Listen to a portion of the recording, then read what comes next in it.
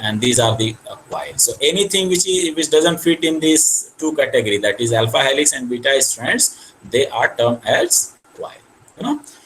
So method for the secondary structure prediction. So there are three generation of the method of secondary structure prediction. The first generation method is a statistical one, and the most famous one is Chow-Fosman rule. So this is basically purely statistical method in which the occurrence of every amino acid in different region of a secondary structure, known secondary structure, is used to model the secondary structure of new proteins. You know, so some residue have a particular secondary structure preference based on the empirical frequency of the residue in alpha helix and beta sheet and coils of the known structure protein, like this glutamic acid.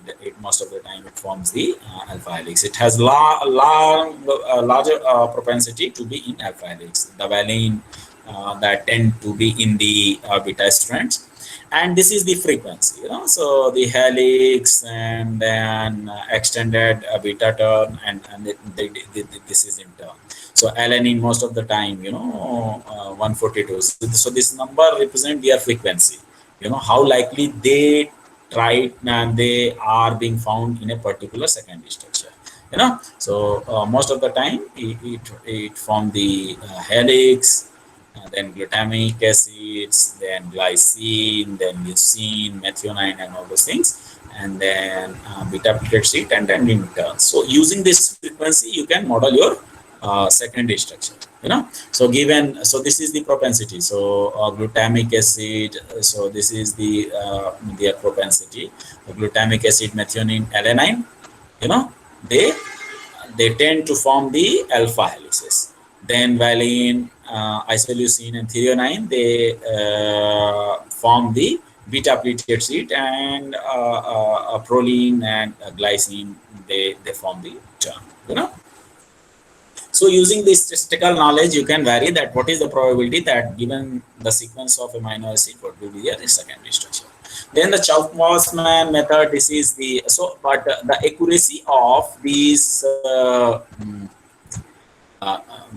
you know, Chow-Fosman method was not good, you know. So the accuracy is only 50 to 60%, because you have just the frequency data of occurrence of amino acids. So that obviously that's not going to rely, you know, that can't be very much reliable. Okay, so it's like if I am going to make certain mistakes, it doesn't make a common sense that I am bound to do that mistake again and again. Okay, so that's me. Now the second generation method is segment statistics method. Okay, so that is known as the Gore method. So the problem of first generation method was that it has the low accuracy, less than 60%, and you know, particularly for the beta strands, its accuracy is up to 28%. You know, so that's not too good. But the second generation method not only take the sequence statistics, distribution of amino acid in different secondary structure, but other information like the adjacent residue, segmental statistics, you know. So they take so many parameters for the collection of the data. That's why its accuracy is high. So the second generation method is known as the Gore method. So developed by this Garnier, August Thorpe, and Dobson. That is known as Gore. So that was built on Chow-Fosman PIJ rule. You know, so what it does, that it takes the propensity data of the amino acid in different structural secondary structure, but it also take the other information like the segment structures and the what are the adjacent amino acid around the particular amino acid. So evaluate each residue plus adjacent 8 N-terminal and 5 carbonyl terminal residue. You know, so what it does, that it for predicting the propensity of a particular amino acid of a sequence, it just map the 8 structure from the N-terminal and 8 amino acid of the carbonyl terminal to make a prediction. And it has a sliding window of 17 residue. So in one scan, 8 plus 8, so 8 N-terminal amino acid, 8 C-terminal amino acid, and 1 the residue, for which the propensity score has to be predicted. So total 70 residue window, it slide over the entire polypeptide chains and predict the value. So it under predict the beta strand range, and the Gore method accuracy is approximately 64%, which is not very good, but obviously that has an advantage over the Chow-Fussman. And now third generation method, which use the homology approach. So homology approach means they actually map the entire sequence for which the structure has to be predict using the a similarity based approach. So they use their evolutionary information based on the conservation analysis of the multiple sequence alignment, and then they predict. So if the two sequences have a new sequence and an old test sequence for of which the structure is known, and they have a good detectable similarity at the sequence level, it means the structure of the new sequence will be very much similar to the previous one. Why? Because we have a very good identical sequences. And the second technological idea that we use the AI techniques. Basically what we do, we take the parameters of the various take parameters on the various level, like the nature of amino acid, their length, the frequency propensity data, other features, other physicochemical feature, and make the model. Then AI model, and first we train our model, and then we get the test data and try to find the accuracy. So this artificial neural networks is a new way to predict the structural of the protein. So we just develop the model, and using the physicochemical property of the amino acids and other various data, and we train our data set using the known structure of the protein, and after that we give the we test it on the unknown sequences and try to find it out that what is the accuracy of the prediction. So its accuracy is approximately 70 to 75%. This is very good.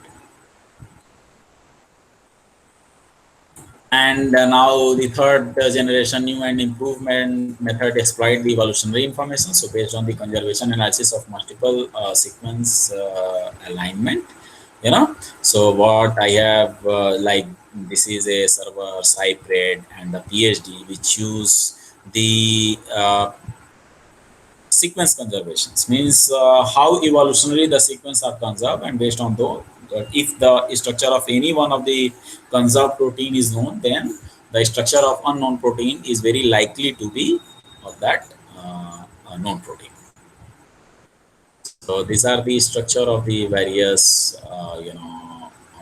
methods: the first generation method, second generation method, third generation method. So third generation method vary from 70 to 80%, and these are the various third generation secondary structure prediction server tools. Okay, so anyone you can use. You just have to provide the sequence, and it will tell you the secondary structure.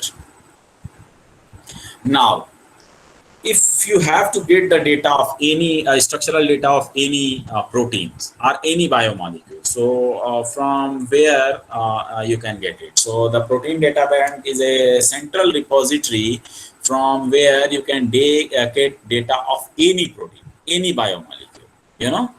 So the URL is www.rcsb.org, and using that URL, there is a box where you can just click and write your entry. Suppose if you want to actually see the structure of COVID protease, so you will just write it here in this box. search box and you will click and you will get the 3D coordinates of that protein. So this is the central depository for the protein records and all the biomolecule, not exclusively for the protein, but for the other biomolecules. Like if you have the 3D, if you have to get the 3D structure of the DNA, so you can get it from here. If you want to do secondary structure of the RNA, you can also get from here. Okay. So what is the protein structure data? So the protein structure data consists of the X, Y, and Z coordinate of all the atom of a protein, you know. So these are the different atom number, these are the atom, then the amino acid, and then the position of the amino acid, and these are the X, Y, and Z coordinates. There are certain statistical, parameters like the occupancy and temperature factors, so which are basically related with the disorder of the atomic position of the crystal. So this is basically the flat file over which the data is kept on the PDB. But if you have to get the information from these PDB, then you need a specialized a viewer, you know, which will generate the structure using this X, Y, and Z coordinate. And there are various columns. So each column is designated for a particular record, because this is a flat file system. So column number 1 to 6 is record name atom, that which kind of the atom this is. Then 7 to 11 is an integer and this is a serial number. Then 13 to 16 again it is atom. Then residue name 18 to 20 and likewise, you know. So protein structures, what are the computational tasks which is involved in this protein structure prediction? So building a protein structure model from the X-ray data, building a protein structural model from NMR data, computing the energy of a given protein structure, because you know that if you have the concept of the entropy, you know, this entropy of the universe is increasing. So all the entities, a stable structure is the structure which has the lowest energy. So you do have to find the lowest energy of the protein in which it is most stable. So for this, we have a number of the energy minimization programs and algorithm through which we can minimize the structure of a given protein. Then simulating the protein folding process. So if we have the sequence structure of the protein, so we do have the different force field which are being designed by different physical chemists over the rigorous exercise of the various molecule, and using those force field you can simulate the folding of a protein on computer itself. So that will be mimicking of the actual folding inside our body, which we can't visualize, but we can mimic those processes using the molecular dynamics approach.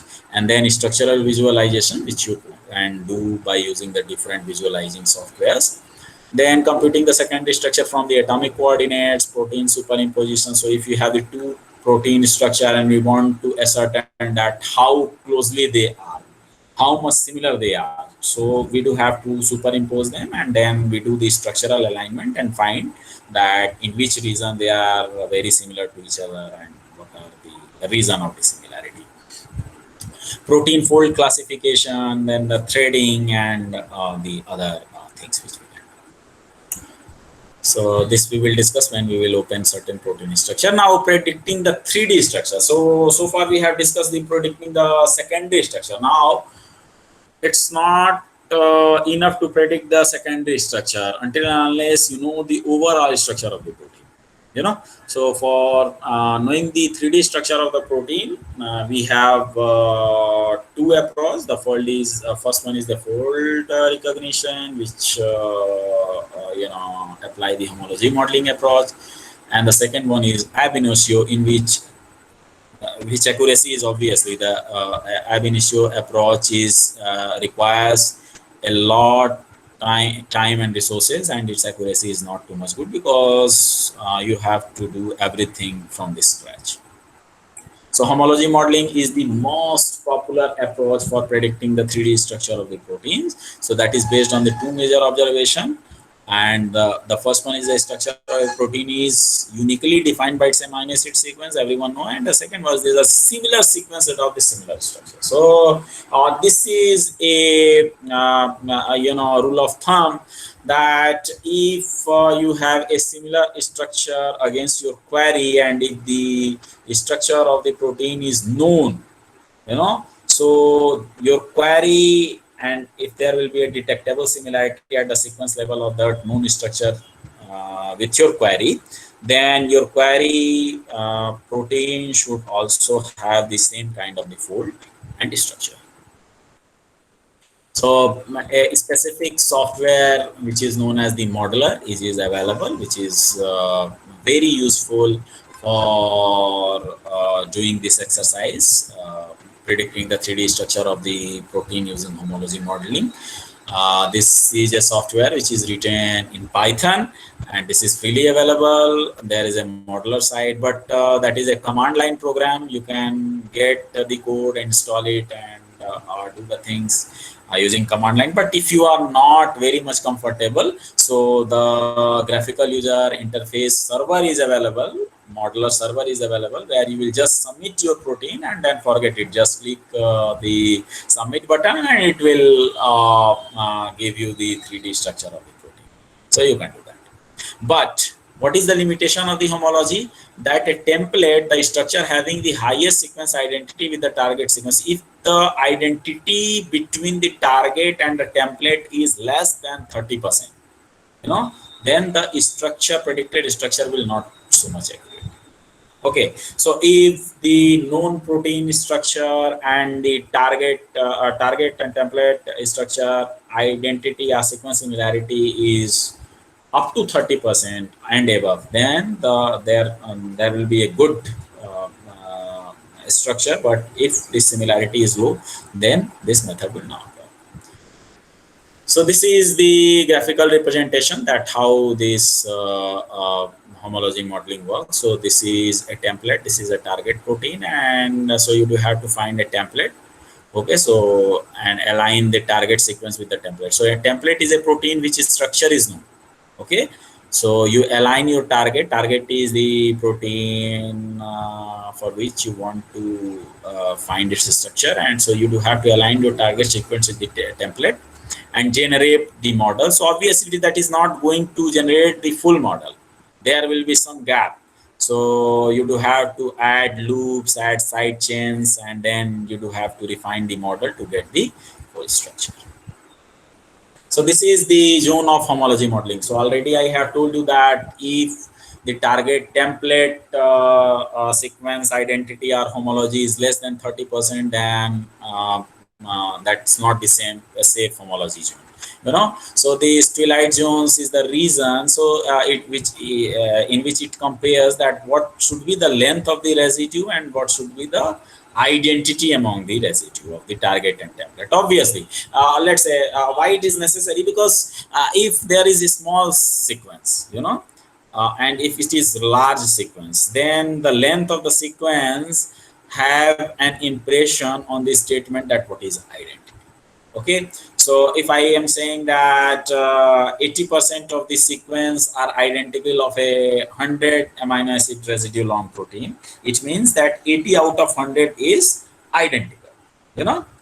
So how many is amino acid is not identical? 20. But if my sequence is just 10 amino acid residue, then 80% means 8 out of 10. So how many sequences are not identical? That is 2. So that's why. So there is a reasons between these. So that is the graph. So if you have the small sequence, then the to get the better structure, your sequence identity should be high. If you have the large sequences, then the score will be lower. Score can also assure for the proper structure. But in any case, the the identity below 30%, is not acceptable. In that case, there will be n number of the inaccuracy which will be incorporated in the predicted structure. So these are the different web servers where you can model your protein 3D structure, using homology approach. So this Swiss model, this is the well-known server which has the graphical user interface. So you just have to go there and put your sequence, okay, and run the program, and it will send you the structure, or it will generate it structure depending on how much load the server has and how many queries are running at that time. Then what if, then CPS model server, then 3D Jigsaw server. All these use this homology approach to find the outthreading. So we have discussed that if the template target identity is less than 30%, in that case, then remote homology is done, which is known as the threading. So threading is a protein fold recognition technique that involves the incremental replacing of the sequences of known protein structure with a query sequence of unknown structure. So the idea behind this threading is the number of known folds in nature are very, very less as compared to the number of known. So because the number of known folds are limited, so any protein which originate from the biological words, it will attain the same kinds of the folds which is available. It doesn't have too many choice. So using those folds, structure can be created, and these are the fold recognition method which involve the threading approach. So this 3D PSSM, then Feng-Wei, then HH-Spread.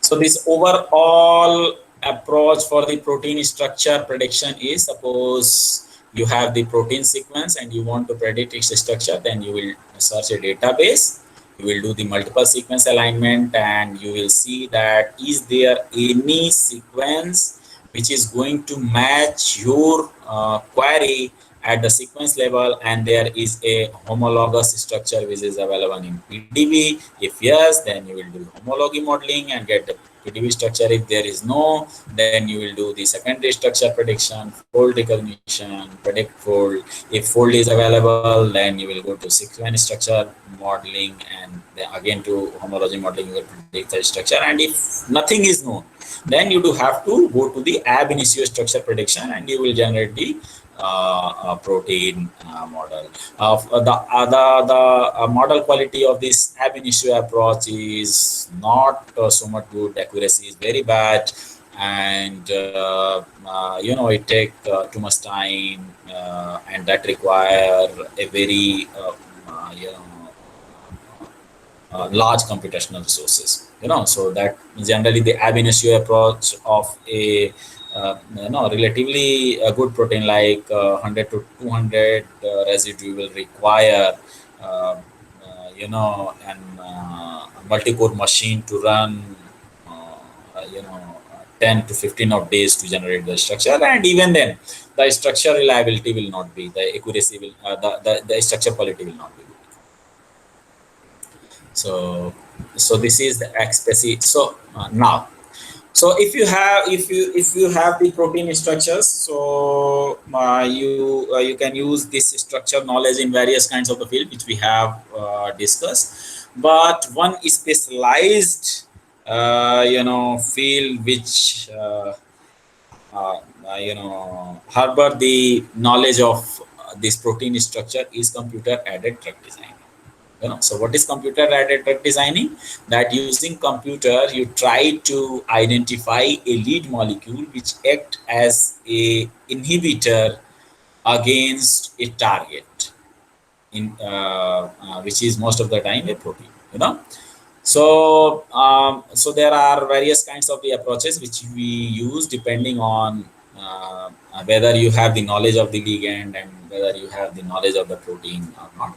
So ligand is basically small molecule like drug which has the ability to go and bind with the protein surface, which is the target, and block its activity. Okay, so this is the idea. So if you have the known structure, known protein structure, means target structure, known ligand, then you do the structure-based drug designing, which is very simple. If you have known protein structure but no knowledge of ligand, then you do de novo design. If you have the unknown protein structure but you have the known ligands, then you do ligand-based drug design. Okay. So you do different kinds of the activity like the pharmacophore searching, then quantity structure activity relationship. And if you have nothing, means you have no knowledge of ligand, no knowledge of this protein structure, then there is no use of computer. You just have to do the biochemical screening and all those things for this.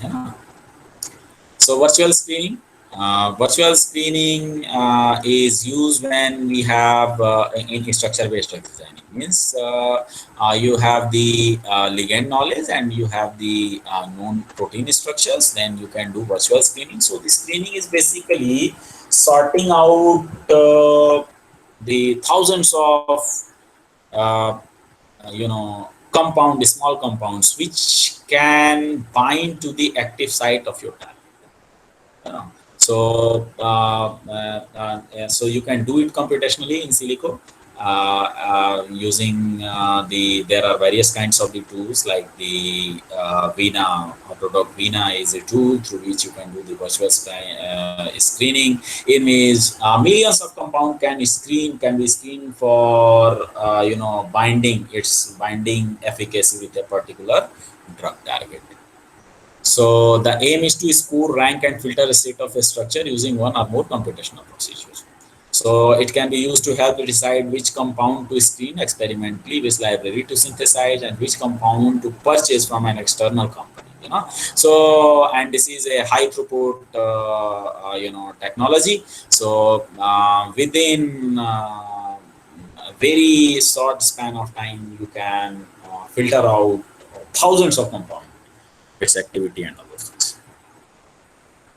So general filters, there are so many filters which is applied for this virtual screening. So substructure filter, drug-like filter, ADMET filters, then known activities and all those things. So this is now another approach which is done. Suppose, so if you have a ligand and if you want to check whether your ligand is going to bind with a particular protein or not, then you do have to actually do an exercise, computational based exercise. So based on the conformation of the protein and the surrounding groups of the residue, it decide, an energetic decide that whether this ligand is going to bind this protein or not. So this process is known as the docking. So this docking is performed using, there are several tools like the Gold, like the Moligro virtual docker is available. Then famous known software is Autodoc. So this Autodoc is freely available tools through which you can do this exercise and you can check whether a particular compound will go and bind with the active site of a protein or not. So computational method that mimics the binding of a ligand to a protein, okay, and it predict the pose of the molecule in the binding site, the binding affinity of the score representing the strength of the binding. Okay, so if the time will permit, I will show you some of the examples. So this docking is of two kinds. The rigid docking. So in the rigid docking, the ligand is treated as the rigid structure. The flexible docking, which is more common today. So the conformation of each molecule are generated on fly-by-fly method. So this flexible docking, there are excellent software available.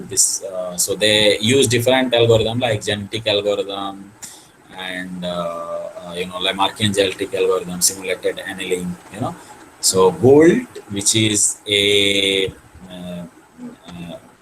which is not available free of cost. So this is the product of CCDC, but this Autodoc is freely available and you can use it. So this is a case study. This is a COVID protease of this coronavirus. This is a protease, and if you will inhibit this activity of this protease, then the virus will not survive. So the active site, this structure is available on the PDB. The active site lies in these regions. These are the number of amino acids which surround this active site. So we have performed our study on this, and we have submitted the paper. Okay, so we will show you that there are certain kinds of the full obviously analysis couldn't be shown here because that will take too much time, but I will show you that. So this is the protein and this is the active site, and so we will identify. So virtual screening has been done. So we have just downloaded the natural compounds, which are plant based, that can be act as a lead compound to inhibit this protein. Okay, so using the virtual screening, docking, and MD simulation approach. So we have screened more than 80,000 compound from the zinc database, and we have identified certain kinds of the ligands which are showing the very good result of the inhibition of this HIV protease. So the quality of the structure and the ligand is assessed doing the docking as well as the MD simulation study. So these are some MD simulation data, molecular dynamic simulation data. So this is the RMSD. RMSD is the acronym of root mean square deviation. So root mean square deviation means how your structure is distant from the average structure of the protein. So you can see, so this is the different ligand, which is the color represent the different ligands which are bound with the copied protease, and this is the protease alone. This is the protease alone in black color, and now it's showing that what is the so obviously the lower the RMSD value, better stable the structure is during the simulation. So this is a 50 nanosecond simulation, and you can see that certain compounds like this Lig 2211. Obviously, the name has been changed because this work has been submitted for the publication. Still, it's not published. So that has been changed. That is not textual. And then RMS fluctuation.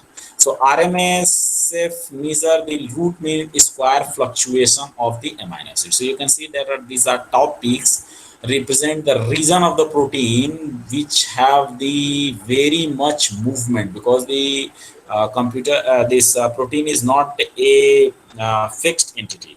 It has so many thermal fluctuations. So higher the peak, more the thermal fluctuation. So there are regions where there are very much high fluctuation, and there are certain regions which are very less mobile, and these regions particularly is occupied with the active site.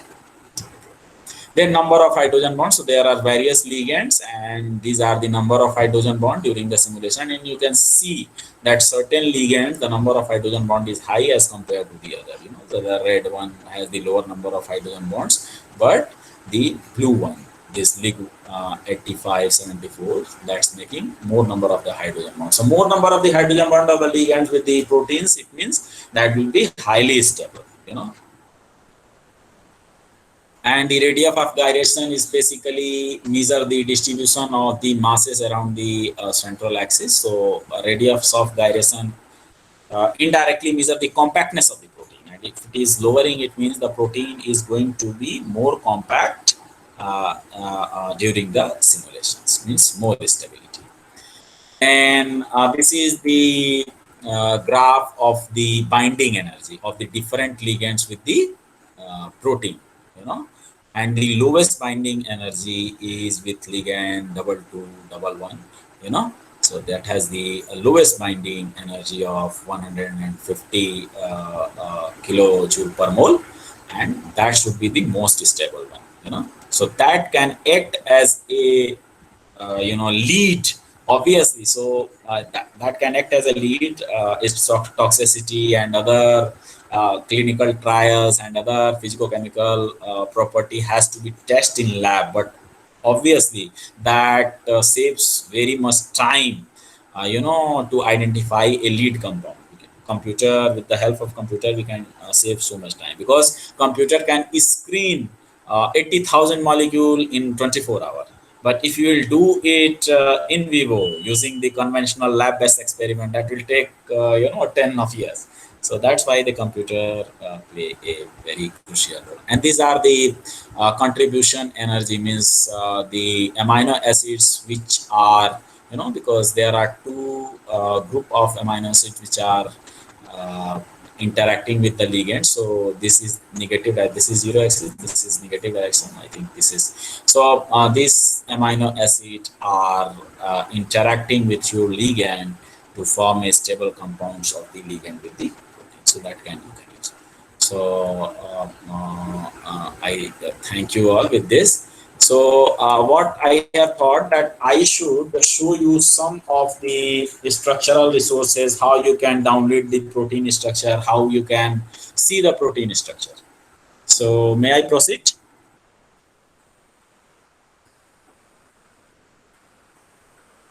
Sure, sir. Okay, so let me close this.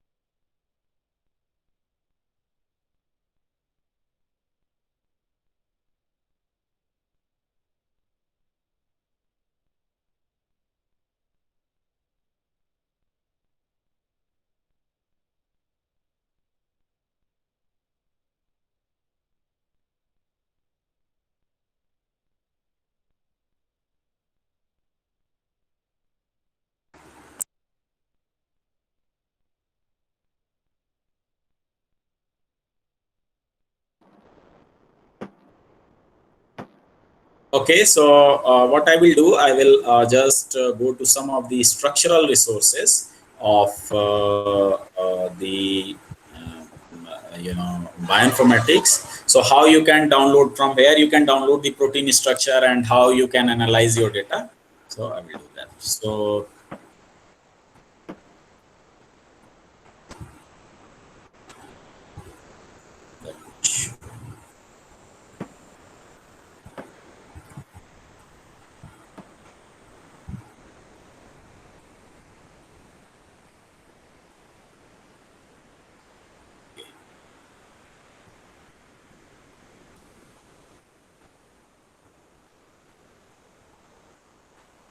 So this is the protein data bank, www.rcsb.org, and from this resource you can get the 3D structure of any biomolecule. So suppose I want to search any protein like uh, bovine insulin. Okay, okay, so I can get the structure of this. Just you have to write in this search box, and after that you will get the structure of this protein. So obviously there will be n number of the structure of this protein. So this is the protein structure. There is a integrated viewer with the site through which you can visualize this molecule. So this is the molecule, so the zinc is in between the protein. And if you want to download the data, so in right hand side there is a button available. If you will click on that, so there are a number of the options available. If you want just the sequence of the protein, then you will just open these FASTA sequences. If I will open this, so it will open the FASTA sequences. If yeah, so this is the FASTA sequence. If I will open it, you can see it. Yeah, so this is the FASTA sequence. And if you want to, so if you want to save this structure, okay, so you do have to save this structure as a pdb format. Okay, so this is a pdb file. The id of this pdb file is 4idwpdb. Okay, and you need a special a viewer, okay, to visualize this file. Okay, so what I will do, I have installed certain viewer. All the viewers are available free of cost. They are in open source. So what I will do, I will just share my screen. I will share my screen. Stop. And now I will share my screen so that you can visualize everything. If you have problem in visualizing the things, then you can just ask. Sure. Okay, so what I will do, now I have the structure. Okay, I have downloaded the file. What I will do, I will open an viewer. So I have a viewer like Chimera. So I will open.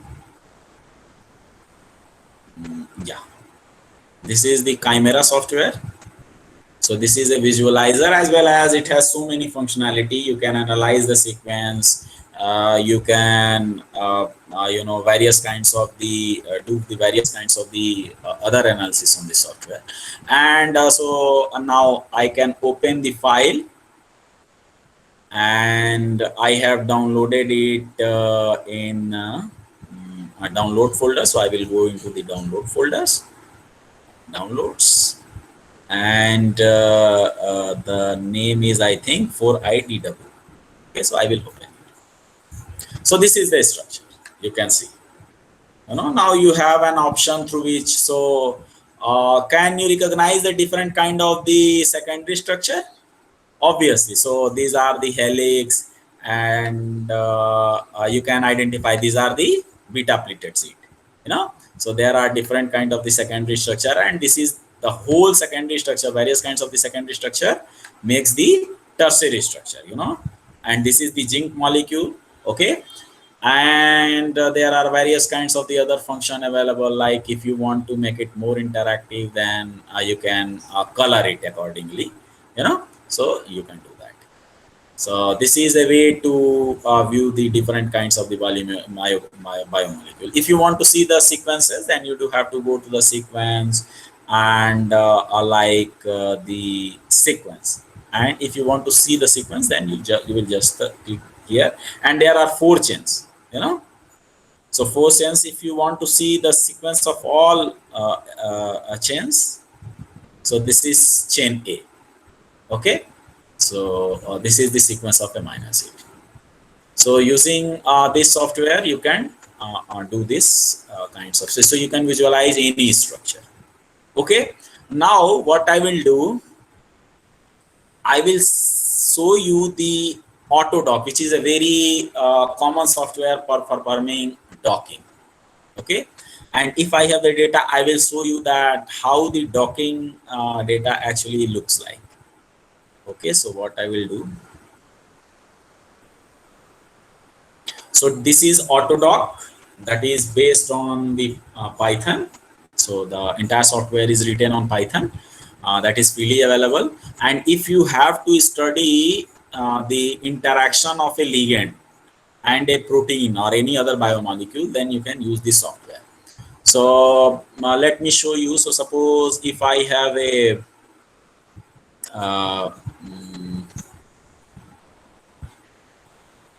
read molecule, what I will do, I will just perform the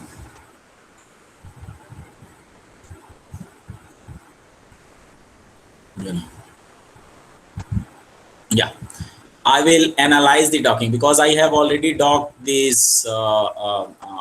It will take too much time to show you the whole docking process. But I have already docked a molecule with a small ligand. So I will show you the result. Okay, so docking, and here is a option, open Autodock winner result. Okay.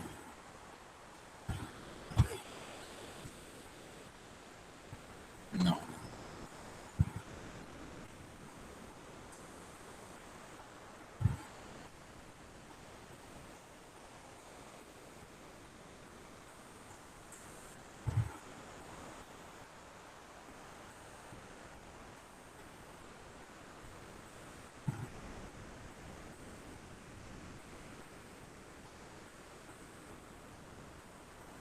Yeah.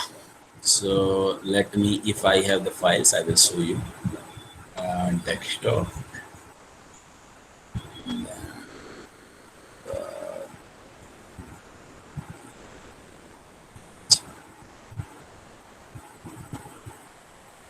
Okay, so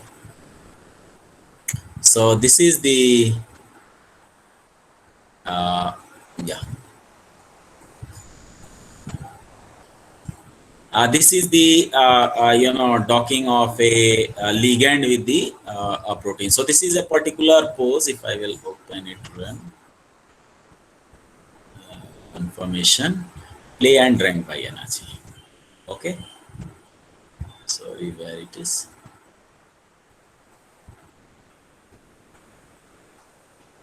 So that's, I think, where it is. Let me open the molecule also. Read molecule, desktop, YSL 15, YSL, open. So this is the protein, okay, and if I will open the uh,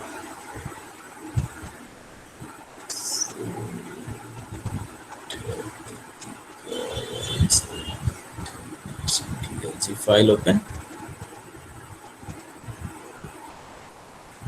Yes. Okay, and now you can analyze,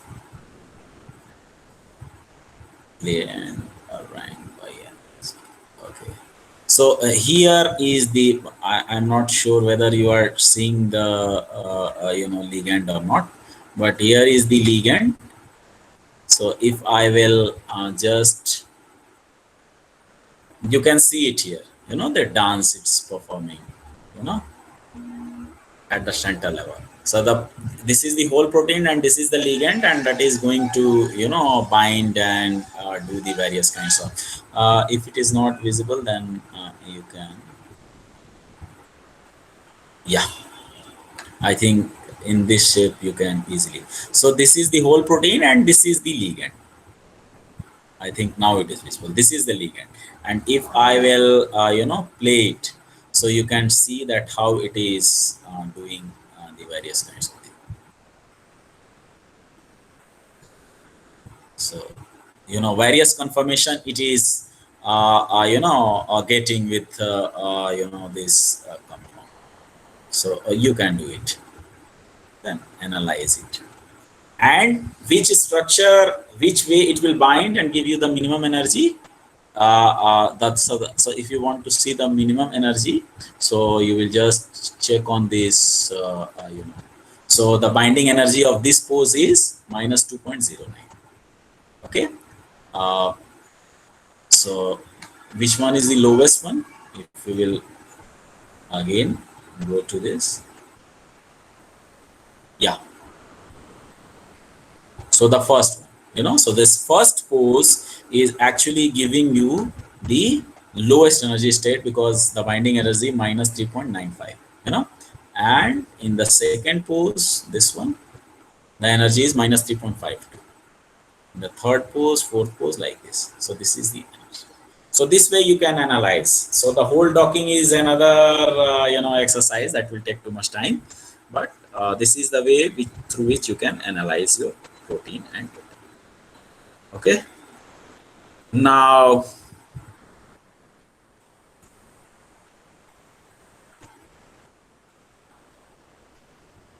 so another the questions which was asked in the second session, that how we can perform the blast. Okay. So blast is an integrated tool of the NCBI, so To access directly to the BLAST tool, you can just type the blast.ncbi.nis.nlm.gov, or you can go to the NCBI site, ncbi.nlm.nis.gov. Okay, sorry, gov, not v. This one. Oh, the NCBI. And so this NCBI has the all kinds of the data. So if you want to download any gene sequence or any protein or any genome or whatever, so there are different databases like the assembly, biocollection, bioproject, sample, then gene, genome, n number of the databases it hosts. And based on which kind of the information do you want, so let's say, suppose if I want the gene sequence of a particular gene. Okay, so I will just go to the gene and let's type here the name of the gene like CDC6. So this is a protein which is important in the replication of the DNA in prokaryotes and the humans. So cell division cycle 6 protein. So I will get the CDC6 genes from the various organism, so it show me all the records of the CDC6. So CDC6 is available in yeast genome, in human genome, in fruit fly, Drosophila, and all the other. But if I am interested in this Homo sapiens cell division cycle 6, okay, so this is the informations which I am getting. So this is cell division 6, and on which chromosome number it is situated. So that is the chromosome number 70, and this is its location. So from this location to that location, and this is the gene. So if I want to get the sequence of this gene, then I can go to this FASTA. Okay, so FASTA sequence, it will give me the FASTA sequence. So this is the FASTA sequence. Okay, now I want to, oh sorry, so this is the a whole genome, a whole gene of the so a whole nucleotide of the 17 chromosome. I do not require this, I just require this region. Okay, so this region. Okay, yeah.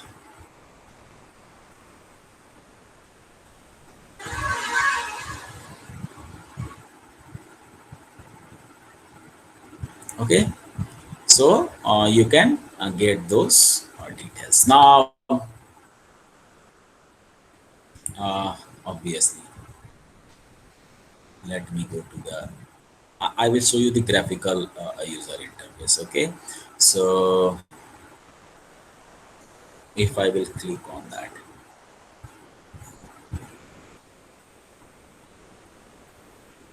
okay, so these are the graphical user interfaces. Okay, so graphical way, so this is the CDC6.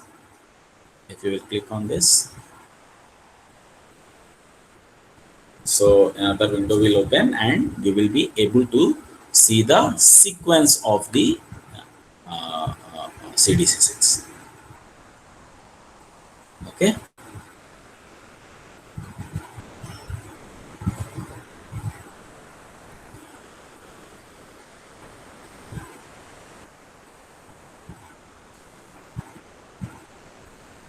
now if you are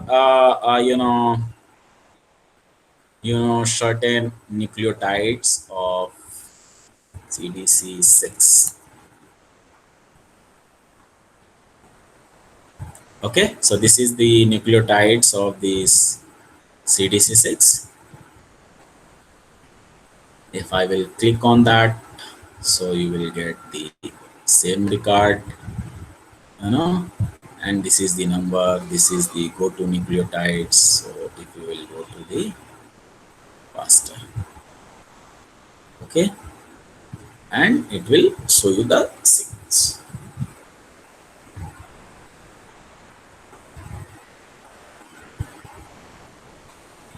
Okay, and now what I will do, it caters the Suppose if I will copy the subsequence of this and I want to run the blast. Okay, so for blast, where I have to go? So if I will go to the main site itself, so there is a specific tab for this blast. Okay, so here in the right hand corner you can see that there is a blast.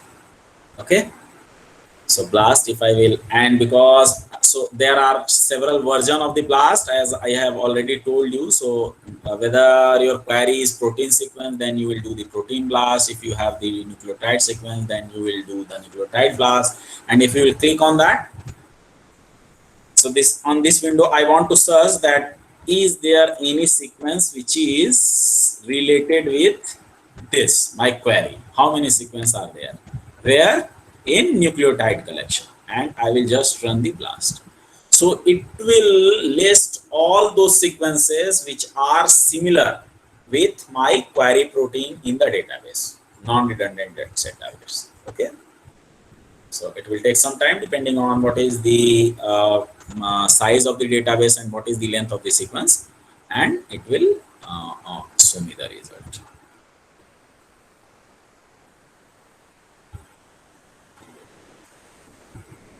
Okay, so meanwhile, if you have any question, then we can take few questions if you have. Sir, one more question. Yeah. Can you tell or name some free software or online software for molecular simulation? Yeah, there are several software which is available, like the Chromax is one of them, which is very fast, very flexible, and which has the ability to incorporate various kind of the force field. So that is available free of cost. Even the source code is available. You can download, install on any machine. The other is the Umber, but for the Umber you do have to do an agreement with your academic institutions. Obviously that is available free of cost, but you do have to give an agreement from the head of institutions, and that is available free of cost. Certain other software which have made certain components of the for the MD simulation free of cost. So that is another software, Mastro, I think, Mastro Discovery Studio. So that they the MD simulation component is available free of cost. So you can go and now this is the result. Okay, so what I have so these are the sequences which have this which have the similarity with our queries, and you can see the various kinds of the scores. So this is the e-value. Lesser the e-value, greater is the confidence. So this is our query sequence. Obviously the query sequence itself comes from the database, that's why it's identically goes and match with the sequence. That's why the e-value is 00 and percent identity is 100%. But there are several other sequences which show the remarkable similarity with our sequence. So this is the identity, percent identity. So 100%, 100%, 82%, 87%. So if you will go below, the identity will reduce as well as the total score will reduce. And if you want to see the graphical summary, so this is the graphical summary, which I have shown in my PPT. So this is the graphical summary. The red color, this is the color coding. So if the score is greater than 200, okay, so the bars will be red, and if it is below 40, then that will be the black. And in between them, there are various kinds of the coding color, but most of the scores are red one. And if you will click on any of the bars, so it will show you the alignment, that how your query is going to match with the subject sequence, means the database sequence. So this is the alignment, pairwise alignment, you can see. Okay. Sir, yeah. Sir. Anything else? Yes, sir. Good afternoon, sir. I wanted to ask about the phylogenetic analysis after doing the blast. So what sequences we should choose? Depending on the sequence, basically you do have a query sequence. So for the MD simulation, phylogenetic analysis, what we do, we do the BLAST, okay, and through the BLAST itself, if we are interested, we can directly create the multiple sequence alignment, okay. So if I will go to this taxonomy, okay, so these are the taxonomy. So these are the taxonomy, means our the sequence belong to which kinds of the group and how many hits I am getting from the different groups, okay. So if you want to generate the phylogenetic tree, okay, so from the description itself you can generate. Yeah, ये देखो, this is that. So you can generate it from here. But what I suggest that you should use a standalone software which is available free of cost, like the Mega, Cluster W. So these are available free of cost, and you can use those software to generate phylogenetic tree. So you do have more option of making your phylogenetic tree more representative. Okay, so this one is the phylogenetic tree of my query against the sequence. You can see it here. So from the browser itself, you can save this picture also. There is no problem. You can directly download it. You know. Yes, You sir. can download it. I know that, sir, but that's what I wanted to ask. What type of sequences we should select? Whether it should be similar one, or we should select some similar Similar, or some dissimilar. that should be according to your objective. If your objective is just to find the nearest neighbor of your sequence, you just want to infer that which are the sequence which are very close to your sequence, Okay. so you will just create the tree using the most similar one. But if you want a distant homology, that like suppose if the question is whether mouse is more close to us, or certain amphibians like the frog is more close to us, so that depends on the question. If my objective is just to show the relationship between myself and the rat, then I will take the closely related sequence. And if my objective is to inferring the relationship between the distantly related sequence, then I will choose it accordingly. Sir, one more question I have. Sure. Can you just give some more emphasis on the training set and test set and the force field? So how do we select the training set and test set? So your question, there are two parts: training set, test set. They are used in AI, artificial intelligence. So if we have developed a model, and if we want to train those model and then want to predict its accuracy, then we use the term training set and test set. The force field is different word which is used in MD simulation. Okay, so in MD simulation, the force field are basically the parameters which actually try to tackle the different atoms under the different observation. So they are manually created with rigorous biophysical experiment. But the training and test set are just the classification of the sets where we do have certain AI model. We are using this. So in terms of QASA analysis, I was asking. Oh yeah, QSR modeling, you can use that. So in QSR modeling, the force field is there because you are dealing with the structural. Anywhere if you are doing some structural analysis, you can use the force field. Even the Autodoc which I have recently shown, so that also use the force field. And the training and tests, because the Quasar use the quantitative structural relationship analysis kind of thing. Okay. So it has a common backbone over it. It tries to basically use different kinds of the fragment assembly to increase the efficacy of the ligand. Okay, so various kinds of the group are there, like if you have the phenolic group or carbonyl group, or different kinds of the other benzene rings. So what will be the what will be the effect on activity of the biomolecule. So to check this, what we do that on this scaffold, we change the various kinds of the this functional group and check it efficacy. Okay, and for this we do have, suppose if you have trained, you have the model, pharmacophore model.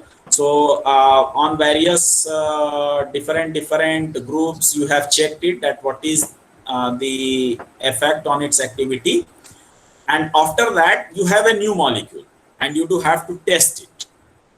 Okay, so in that case you can use those knowledge of the training to predict the efficacy of that particular group on that scaffold. So you can check it. Okay. Okay, sir. Thank you so much. So any more questions from the participant? Sir, this is Dr. Shankaramurthy from SRM University. Yes, sir. Okay. My question is completely different. See, what happens is, I am a part of incubation center at our Okay. institute. So where students come with a project. So when we evaluate a commercial project, no, like a product or a software, they could easily understand that. But when they come up with the biotechnology or related thing, what are the points which we have to evaluate, and how do we deal with the patent issues and violations if there is in the future? Thanks.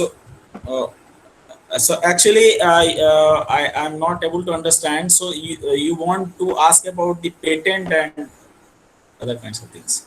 Please repeat your question. Evaluating the projects. Means Okay. if they submit bioinformatics related projects with this business plan that is related to bioinformatics, how do we evaluate that? Okay, so basically that depends on the area which you have chosen for your research. So if you are doing some structural kinds of study, like the computer-aided drug designing or other things, then generally the people do that they just stick on the docking and the MD simulation study of the biomolecule, but that is not enough.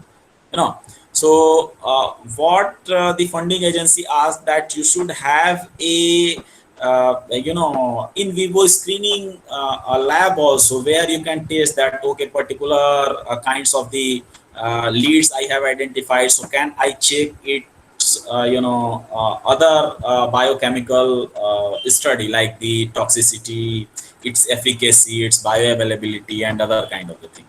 Okay, so most of the labs and most of the paper also, they got rejected because we don't include the knowledge from the wet lab. So I think if you will include that portion also, then there will be a lot of possibility that you will get a positive result from the funding agency and all those things. Thank you, sir. We will contact you when we handle this project in our institute. Sure.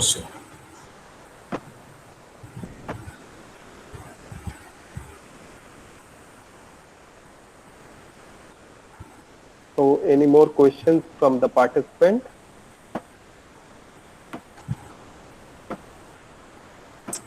So I think there is no question from the participants, sir. Really, it was a very nice session. So thank you, sir, for your patience and answering all the questions put up by the participants. I should thank you, because you have taken so much pain for actually organizing such online lecture series is not an easy task, because in real contact list you can manage so many things very easily, but arranging such a nice interaction session was really amazing. So I thank all the organizers, Tapan, Bhavna ma'am, for giving me this opportunity to interact with you. So if you have any question and any comments, anything else, then you can mail me. My email ID is chris@cub.ac.in, and I will try to clear it out. Thank you. So with this, we have come to the end of today's session. On the behalf of Patna Women's College, I would like to extend gratitude and thankfulness from the deepest core of my heart to Dr. Krishna Kumar Ojha sir for such a valuable insight and knowledge for the application of technology in the field of bioinformatics, biotechnology, and computational biology. I would like to also thank each and every participant who have been patiently supporting all over our fourth day of this 5-day online faculty development program organized by Department of MCA, Patna Women's College. So tomorrow we will start the session at 10 o'clock. Till then, have a nice day. Thank you. Thank you, sir.